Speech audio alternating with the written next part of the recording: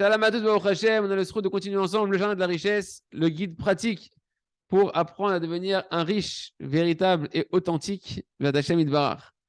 Donc les amis, on commence à conclure le premier chapitre qui nous parlait du danger d'être endetté et combien il faut se sortir des dettes. On parle de dettes qu'on n'est pas capable de rembourser quand on se met dans des crédits ou des choses qu'on n'est pas à même de manière normale de pouvoir rembourser. Et bien, une des choses qu'il faut avoir conscience pour pouvoir s'en sortir et ne pas rentrer dans ces systèmes-là, c'est que lorsque une personne rentre dans les dettes, eh bien, tout se ferme pour lui. Toute la bracha, elle va se fermer pour lui, que Dieu nous en préserve. Parce qu'il n'y a pas de choses, de meilleur aimant, on va dire, pour les souffrances qui peuvent venir sur un homme, l'obscurité, etc., que les rigueurs d'autres personnes envers lui. Ce qu'on appelle les fautes envers son prochain.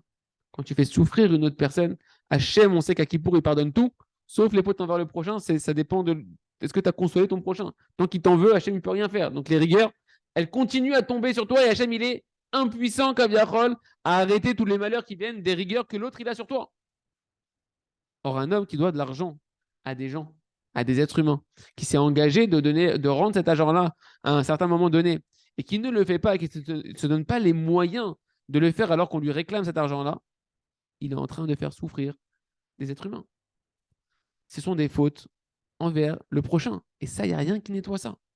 Tu as beau faire idbodedou, tu as beau faire ce que tu veux, tant que tu ne nettoies pas la souffrance qu'il y a chez l'autre, tu peux prier pour qu'il arrête de t'en vouloir, etc. Mais tant qu'il t'en veut, tout est fermé. Tu peux être un super juif, c'est fermé. Tout ce que tu vas entreprendre, ça ne peut pas réussir parce qu'il y a d'autres personnes qui souffrent par ton biais. Parce que dans le tribunal d'en haut, dans le tribunal céleste, on est extrêmement rigoureux sur tous les sujets qui vont gérer les lois humaines, les relations humaines. Et tant qu'il y a un homme qui souffre à cause de toi, à cause d'une autre personne, et qui ne lui pardonne pas, dans le tribunal céleste, on ne lui pardonne pas non plus. Tu peux faire ce que tu veux. Tu dois te débrouiller pour aller consoler et apaiser le cœur de la personne que tu as blessée. Et les conséquences et les rigueurs, les dynimes, c'est-à-dire les jugements qui s'abattent sur un homme, ils sont extrêmement durs lorsqu'on néglige les fautes envers son prochain. Ça entraîne qu'une personne, elle n'a pas de réussite. Elle n'arrive plus à s'en sortir au niveau de sa parnassa. Elle n'arrive pas à solutionner ses problèmes de parnassa, des problèmes de paix conjugale, des problèmes avec les enfants que Dieu nous en préserve, des maladies que Dieu nous en préserve, une obscurité spirituelle dans laquelle la personne se sent plongée, un empêchement à faire teshuva et à pouvoir percevoir la véritable lumière de la Torah et des mitzvot, etc., etc. C'est pourquoi, les amis, chacun, il doit bien réfléchir et faire un bon bilan profondément.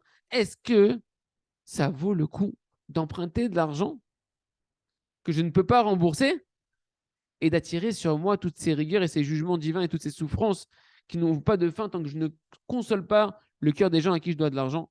Bien évidemment que quand on prend conscience de ça, on n'a pas du tout envie de rentrer, d'en trouver à cette porte-là.